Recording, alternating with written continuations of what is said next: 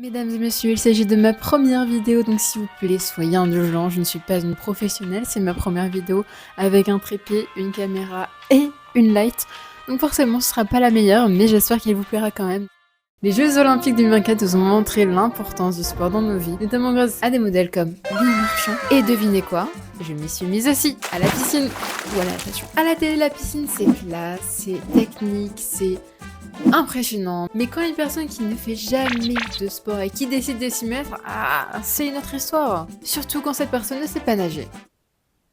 Bref, ça fait plus de 5 mois que je vais à la piscine régulièrement, au moins une fois par semaine, et je peux vous dire, la piscine en a vu des choses. J'ai dû parfois se demander si c'était un animal, un chien qui nageait ou qui tentait de survivre. Maintenant, je vais vous partager les étapes pour être une nageuse ou un nageur pro, et ça commence par le starter pack. Le starter pack, j'arrive pas à le dire, c'est les accessoires en fait. L'étape 1 consiste à avoir les meilleurs ingrédients pour aller faire plouf dans l'eau. Et ouais, il faut un bonnet, des lunettes, un maillot de bain, une serviette, et c'est tout. Étape numéro 2, trouver une piscine. Pas d'excuses, parce qu'en France, on ne compte plus de 4000 piscines publiques. C'est accessible, c'est pas trop cher, sauf si tu décides d'aller dans la piscine de luxe. Et puis c'est pas comme l'escalade où ça te coûte un rein pour faire une séance de sport. Étape numéro 3, affronter l'eau.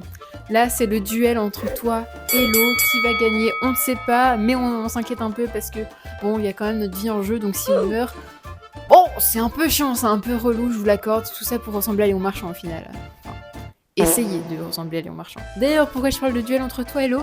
Pas tout simplement parce que la température de l'eau est antarctique. Je n'abuse pas. Donc prenez de quoi vous réchauffer après parce que vous allez souffrir dans l'eau. Mais après, pas d'inquiétude. Hein. Après 2-3 longueurs, t'as chaud ou t'es en hypothermie. Bon, on sait pas trop, mais au moins, il n'y a plus cette sensation de froid. Étape numéro 4. Apprendre à nager. Bon là je vais pas me positionner en tant que professionnelle car je ne sais pas nager. Je suis plutôt experte en survie dans l'eau. Je pense que je suis un divertissement pour les maîtres nageurs. Une mention spéciale pour mes amis les myopes. Ah mais bon courage, hein, force à vous. Surtout si tu nages avec quelqu'un. Force à toi. Là je vais vous énumérer les moments gênants que tu vas sûrement connaître. Quand t'es débutante ou débutant, tu te rends compte qu'en fait, il y a des pros de la natation, tu les vois pratiquement tous les jours. C'est faux, tu y vas pas toujours, mais quand tu y vas, ils sont toujours là. Et bien évidemment qu'ils t'humilient, bien évidemment, c'est dans leur façon d'être. T'es là, tu nages tranquille, t'essayes de faire du mieux que tu peux parce que toi, t'apprends à nager. Et il y a Jean-Michel qui fait depuis 20 ans de la natation, qui te double à une vitesse déjà. On en parle ou pas? Après, il y a les courbatures. Alors ça m'arrive très peu, mais quand même... Après une séance de piscine bien intense, au moins 2 heures, tu te sens comme une larve. Voilà, tu te sens comme une larve. Tout ce que tu as envie de faire, c'est ramper jusqu'à chez toi et espérer mourir dans les plus brefs délais, quoi. Ah, aussi, un des moments les plus gênants.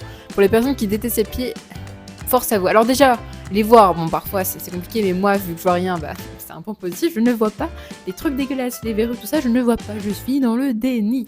Mais pour les personnes qui voient très bien et qui a par malheur de voir les pieds plus de les toucher dans l'eau, force à vous. Parce que toucher quelqu'un dans l'eau, c'est devenu un sport. Plus toucher une partie du corps de quelqu'un que l'eau, en fait.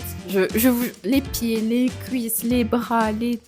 Oh! Bref, la piscine, c'est un mélange de moments gênants, de sport, d'exercice. Et même si c'est gênant, on y retourne toujours parce qu'au final, on pense qu'on a des chances de devenir aussi performant que Léon Marchand. Mais bon, regardez mon corps, s'il vous plaît. Pas trop non plus, mais...